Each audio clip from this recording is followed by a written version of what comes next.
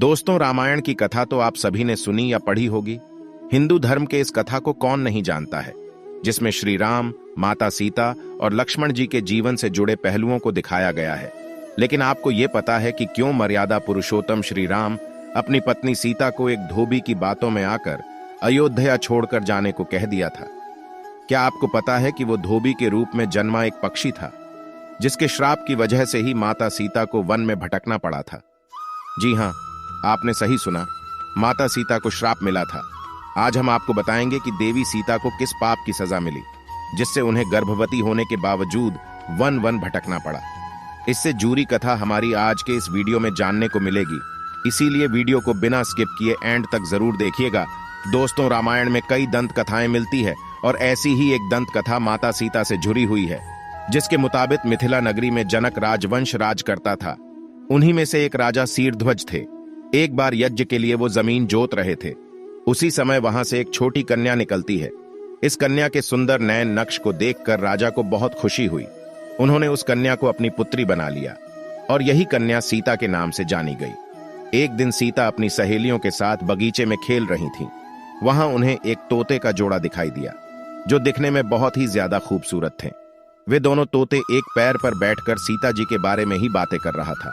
उनके मुख से अपने भविष्य की चर्चा सुनकर सीता जी को बड़ा आश्चर्य हुआ। कहते हैं कि उनमें से मादा तोता बोल रही थी कि पृथ्वी पर श्री राम नाम से विख्यात एक बड़े सुंदर राजा होंगे। उनकी महारानी का नाम सीता होगा। श्री राम सीता के साथ कई वर्षों तक राज्य करेंगी। धन्य हैं वे जानकी देवी और धन्य हैं वो प्रजा जिन्हें श्री राम जैसे राजा मिलेंगे।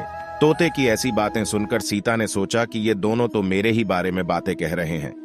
इन्हें पकड़कर मैं इनसे अपने जीवन से जुड़ी सारी बातें पूछ सकती हूँ। इसीलिए उन्होंने अपनी सहेलियों से उन दोनों पक्षियों को पकड़कर लाने को कहा। उनकी सहेलियां उस दोनों पक्षियों को पकड़कर ले आईं। माता सीता उन पक्षियों से पूछती हैं कि तुम कौन हो और कहां से आए हो? तुम दोनों को भविष्य के बारे में इतना ज्ञान कहां से प्राप्त हुआ? माता सीता के पूछने पर दोनों पक्षी बताते हैं कि एक बहुत विख्यात महर्षि वाल्मीकि हैं। हम दोनों उन्हीं के आश्रम में रहते हैं, जहां रोज भगवान राम और माता सीता के बारे में बताया जाता है। इसीलिए हमें उन दोनों के बारे में सब कुछ पता है। सीता जी ने जब ये सुना तो उन्होंने सोचा कि दोनों पक्षी तो बहुत ही दिव्य है, क्यों ना मैं इनसे अपनी जीवन के बारे में सारी बातें पूछूं। यही सोचकर माता सीता उन दोनों पक्षियों से कहती है कि तुम दोनों बहुत सुंदर हो। देखो, डरो नहीं, मैं तुम्हें कोई नुकसान नहीं पहुंचाऊंगी। तुम बस मुझे ये बताओ कि राम कौन है और उनका विवाह जानकी से कैसे होगा? तुम्हें उनके बारे में कैसे पता है? तब दोनों पक्षी बताते हैं कि महर्षि वाल्मीकि ने रामायण नाम का एक ग्रंथ लिखा है, जिसमें उन्होंने बताया है कि महर्षि ऋष्यशृंग के द्वारा किए गए पुत्रेष्ट यज्ञ से प्रसन्न होकर भगवान विष्णु राम, लक्ष्मण, भरत और शत्रुघ्न ये 4 मानव शरीर धारण कर पृथ्वी पर जन्म लेंगे। बड़े होने पर श्री राम महर्षि विश्वामित्र और अपने छोटे भाई लक्ष्मण के साथ हाथ में धनुष लिए मिथिला आएंगे और शिव जी के धनुष को तोड़कर सीता से विवाह करेंगे। इतना कहने के बाद पक्षी ने माता सीता से पूछा कि तुम कौन हो? पक्षियों की बातें सुनकर सीता ने कहा कि जिसे तुम लोग जानकी कह रहे हो वो मैं ही हूं। मैं सीता भी हूं और मैं जानकी भी हूं। इसीलिए तुम बताओ कि मेरे प्रभु श्री राम कैसे दिखते हैं? श्री राम कहां होंगे? वे किसके पुत्र हैं? कैसे वो मिथिला आकर जानकी से विवाह करेंगे? इस पर नर तोता माता सीता को बताता है कि श्री रामचंद्र का मुख कमल के समान सुंदर, नेत्र बड़े बड़े और खिले हुए, नासिका ऊंची, पतली भुजाएं घुटनों तक, गला शंख के समान होगा। मैं उनका क्या वर्णन करूं, जिनके गुणों का बखान 100 मुख वाला भी नहीं कर सकता। दोनों पक्षी सीता से कहता है कि हे माता जानकी, आप धन्य हैं। आप जल्द ही रघुनाथ जी की पत्नी बनकर उनके साथ कई वर्ष तक राज करेंगी। आपकी जोड़ी तीनों लोकों में सबसे अद्भुत होगी। पक्षियों की बातें सुनकर माता सीता के मन में और भी बातें जानने की इच्छा होती है और इसी तरह माता सीता सवाल पूछती जाती है और वो तोते का जोड़ा उनके सवालों का जवाब देता रहा।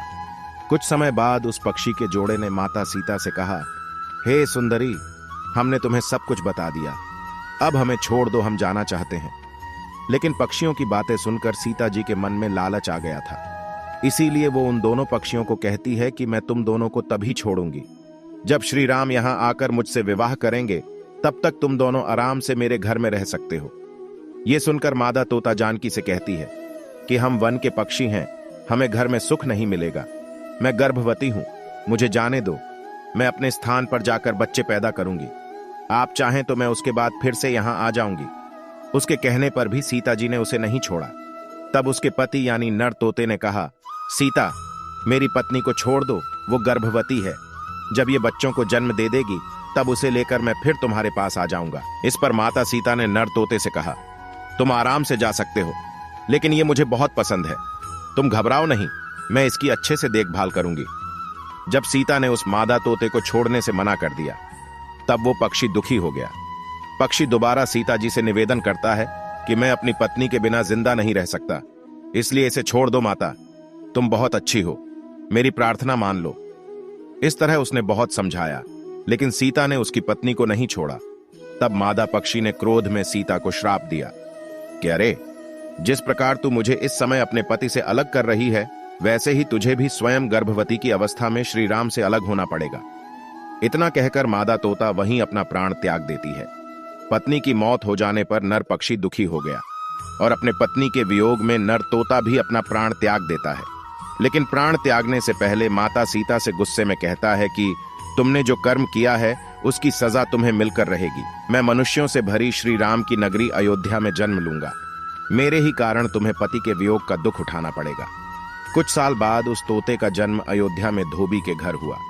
उस धोबी के कारण ही सीता जी के चरित्र पर सवाल उठाया गया और उनका अपमान हुआ, और उसी धोबी के कारण गर्भावस्था के दौरान माता सीता को अपने पति श्री राम से अलग होना पड़ा और वो बन बन भटकती रही। तब माता सीता वन में भटकते हुए महर्षि वाल्मीकि के आश्रम में पहुंची और वहीं पर उन्होंने लव कुश को जन्म दिया। उस तोते का श्राप ही सीता जी के पति श्री राम से बिछड़ने का कारण बना।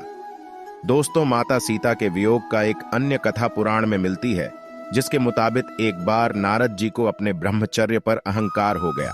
इस अहंकार को उन्होंने भगवान शिव के समक्ष प्रकट किया। उन्होंने महादेव के समक्ष यह कहा कि मेरा ब्रह्मचर्य इतना अटूट है कि इसे स्वयं कामदेव भी नहीं तोड़ पाए। इस पर भगवान शिव ने उनकी प्रशंसा की, परंतु उन्हें इस बात को लेकर भी चेताया कि इस बात को आप अभिमान में आकर भगवान विष्णु जी के सामने न कहें। परंतु देवर्षि नारद नहीं माने और वे भगवान विष्णु जी के सामने अपनी इस बात का गुणगान करने लगे। जगत के पालनहार भगवान विष्णु उनके अहंकार को समझ गए। उन्होंने उनके इस अहंकार को तोड़ने की रचना एक माया के रूप में रच डाली। दरअसल विष्णु जी से भेंट करने के पश्चात जब वह वापस जा रहे थे तो उन्हें रास्ते में एक सुंदर महल दिखा। उस महल में विश्वमोहिनी नाम की राजकुमारी के स्वयंवर की तैयारी चल रही थी। जब नारद मुनि ने राजकुमारी के रूप को देखा तो वह उस पर मोहित हो गए। वे इस स्वयंवर में हिस्सा लेने के लिए एक अच्छा और सुंदर रूप चाहते थे। इसके लिए वे भगवान विष्णु जी के पास चले गए और उन्होंने विष्णु जी से आग्रह करते हुए कहा कि हे प्रभु, मुझे हरि का रूप दे दीजिए। इस पर भगवान विष्णु जी ने कहा कि हे नारद, मैं आपको हरि का रूप तो दे दूं, लेकिन कहीं ऐसा ना हो कि तुम उस रूप को लेकर पछताओ। दरअसल नारद जी नहीं जानते थे कि हरि का एक रूप वानर का भी है। अब उन्होंने वही रूप नारद को दे दिया। लेकिन इस बात से अनभिज्ञ नारद राजकुमारी विश्वमोहिनी के स्वयंवर में हिस्सा लेने पहुंच गए। जब राजकुमारी वरमाला लेकर सभा में उपस्थित हुई तो नारद के बंदर वाले मुख को देखकर बेहद हंसने लगी। उनके रूप का सभा में उपहास उड़ रहा था। नारद मुनि ने सोचा कि ऐसा क्या हुआ जो लोग मुझे देखकर हंस रहे हैं और राजकुमारी मुझे वरमाला नहीं पहना रही है। तभी उस सभा में स्वयं विष्णु जी पधारे और राजकुमारी ने उन्हें अपना वर चुन लिया। यह देखकर नारद मुनि को आश्चर्य हुआ। उन्होंने पहले तो अपना चेहरा पानी में देखा। अपना बंदर वाला चेहरा देखकर वे बेहद क्रोधित हो गए। ऐसे में उन्होंने क्रोध में आकर विष्णु जी को यह श्राप दे दिया कि जिस तरह से मैं स्त्री के लिए तड़पा हूं, वैसे ही आप धरती पर अपनी स्त्री के वियोग में तड़पेंगे और उस समय वानर ही आपकी मदद करेंगे। जब भगवान विष्णु की माया का प्रभाव खत्म हुआ तो देवर्षि को अपनी गलती का एहसास हो गया। उन्होंने तुरंत ही भगवान विष्णु जी से क्षमा मांगी। जब भगवान विष्णु ने धरती पर प्रभु श्री राम के रूप में जन्म लिया तो उन्हें इसी श्राप के कारण माता सीता का वियोग सहना पड़ा। आपने अक्सर लोगों को कहते सुना होगा कि हमें हमारे कर्मों का फल हमें यही मिलता है।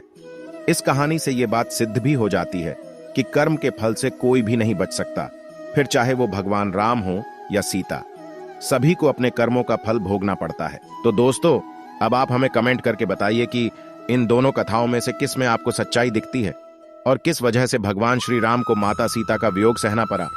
दोस्तों, अपना जवाब हमें कमेंट करके जरूर बताइएगा। आज के इस वीडियो में इतना ही। अगर आपको वीडियो अच्छी लगी हो तो इस वीडियो को लाइक करें, अपने दोस्तों के साथ शेयर करें और चैनल को सब्सक्राइब करके बेल आइकॉन को दबाना ना भूलें, क्योंकि ऐसी रहस्यमय वीडियोस हम आपके लिए रोजाना लाते रहते हैं। धन्यवाद।